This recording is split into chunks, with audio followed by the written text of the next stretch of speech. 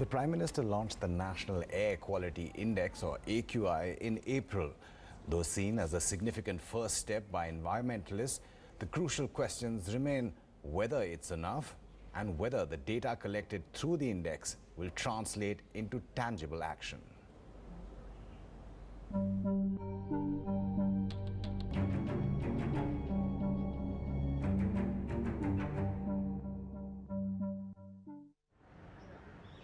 The Kumars moved to Delhi from the US 8 years ago, after having lived in the New York City area for over a decade. But their wait to breathe Delhi's air did not turn out as expected.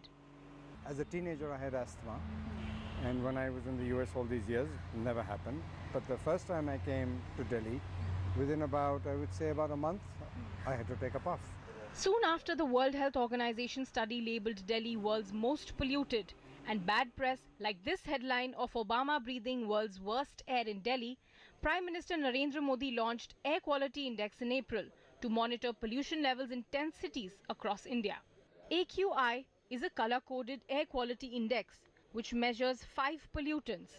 Green signifies good air quality, while maroon stands for worst. Data is only to build public awareness, but it also has to enable public action. When pollution peaks to over 300 in New Delhi, there is no corrective action taken. The Chinese capital Beijing, on the other hand, takes some serious command and control measures. Factories are shut and construction activities are put to halt. Heavy vehicles are banned during peak pollution, and the government has put a cap on number of cars to be sold every year at 240,000.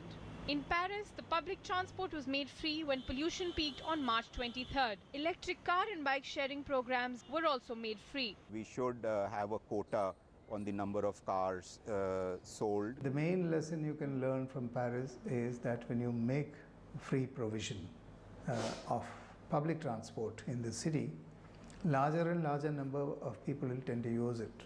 Whereas we have not looked at the alternative of moving on the road by walk, bicycle and public transport properly. For someone living in a city like Delhi, which adds 1,400 cars onto its roads every day, buying a new car is very convenient. But consider this, if you were living in Singapore, you will have to first bid for a driving permit, which is as expensive as the cost of a new vehicle. While no two cities are alike, and Delhi might have its own challenges, but these global practices can show Delhi the way forward. In New Delhi, Kinshu Dang for NDTV.